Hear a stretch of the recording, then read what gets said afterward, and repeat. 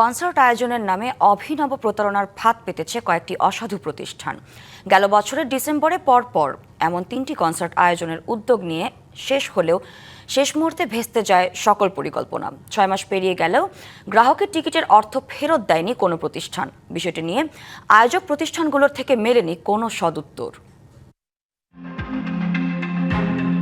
সঙ্গীতপ্রেমী মানুষের কাছে open air concert এক অন্যরকম আবেগের নাম। আর সেই কনসার্টে সরাসরি গান শোনাতে যদি দূরদেশ থেকে উড়ে আসে প্রিয় শিল্পী, তবে ভক্তদের সেই আবেগ উদ্যমে পরিণত হয়। অভিযোগ উঠেছে দেশের শ্রোতা ভক্তদের এই আবেগকে পুঁজি করে কিছু ইভেন্ট ম্যানেজমেন্ট প্রতিষ্ঠান খুলে বসেছে অভিনব এক প্রতারণার ফাঁদ।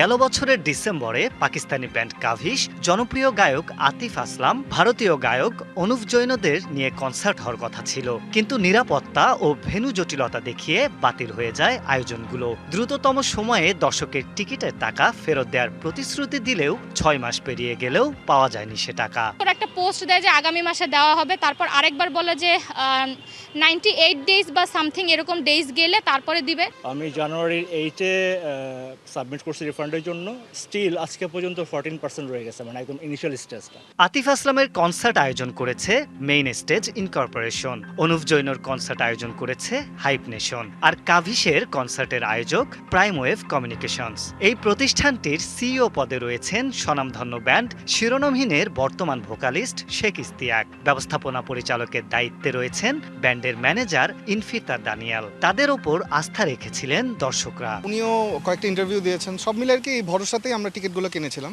এরাই দিন শেষে আমাদের সাথে এরকম একটা প্রতারণা যদি করে, তাহলে এটা তো আসলে আনএক্সপেক্টেড। কাভিশ এবং অনুভের কনসার্টের ভেন্যু ছিল মাদানী অ্যাভিনিউয়ে অবস্থিত কোর্ট সাইডে। সেখানকার বিজনেস প্রধানের সাথে যোগাযোগ করলে প্রাইম ওয়েভ কমিউনিকেশনসের বিরুদ্ধে উল্টো 10 লাখ টাকা পাওয়ার দাবি করেন। ঈদ আসবে, সাথে ক্যাশব্যাকও আসবে। নিজের বা প্রিয়জনের জন্য কেনাকাটায় এবারও নগদ পেমেন্টে পাচ্ছেন দারুণ ক্যাশব্যাক। তাই যাই কিনুন, পেমেন্ট করুন নগদে। ওনাদের মতো একটা প্রতিষ্ঠান থেকে এই ধরনের আচরণ আসলে এক্সপেক্ট করা যায় না। আমরা প্রায় 10 লক্ষ টাকা পাই ওনাদের কাছে। সামাজিক মাধ্যমে দেয়া মেইন স্টেজ ইনকর্পোরেশনের ঠিকানায় গিয়ে জানা যায়, গ্রাহকদের চাপে আয়োজকরা অনেক আগেই অফিস গুটিয়ে ফেলেছে। ওরা ওই যে মানুষের টাকা হাতায়া একবার ক্লোজ হয়ে চলে গেছে। পরবর্তীতে প্রতিষ্ঠানের অন্যতম কর্ণধার কাজী আফসানের সাথে যোগাযোগ করা হলে তিনি জানান, বর্তমানে দেশের বাইরে আছেন, কথা বলবেন দেশে ফিরে। হাইপ নেশনের সন্ধান করতে গিয়ে জানা যায়, তাদের নেই কোনো অফিস। চট্টগ্রাম থেকে পরিচালিত হয় এই প্রতিষ্ঠান। অনুমোদন আছে কিনা জানতে চাইলে ব্যাপারটি পরিষ্কার করতে পারেননি তারা। আমি ওয়ান অফ দ্য অর্গানাইজার্স। আপনার নামটা বলা যাবে কিনা? না, আমি unfortunately I won't be able to share my name. Prime wave কমিউনিকেশনসের অফিসে গেলেও প্রতিষ্ঠানটি বন্ধ পাওয়া যায়। এ সময় কথা হয় প্রতিষ্ঠানটির 2 কর্ণধার শিরোনামহীন ব্যান্ডের শেখ ইস্তিয়াক ও ইনফিতার দানিয়েলের সাথে। পোস্টপোন যখন হয়, টিকেট ক্লজে হচ্ছে কি যে রিফান্ডের অপশনটা থাকে না।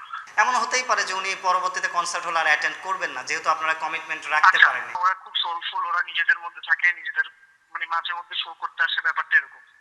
বাট ওরা কথা দিয়েছে যে ওরা শোটা করবে। আর বিশেষজ্ঞরা জোর দিচ্ছেন স্বচ্ছতা ও যাচাই বাছাইয়ের উপর। ভবিষ্যতে যাতে এগুলো কেউ করতে না পারে এবং তার সতর্ক বার্তা হিসাবে যারা অতীতে করেছে তাদেরকে বিচারের আওতায় আনতে পারলে এটা অনেকটাই বন্ধ করা যাবে। মেইন স্টেজ ইনকর্পোরেশনের বিরুদ্ধে করা প্রতারণা ও অর্থ আত্মসাৎ মামলার শুনানি আগামী 1 জুন নির্ধারণ করে রেখেছে আদালত। আরিফ হক, ডিবিসি নিউজ, ঢাকা।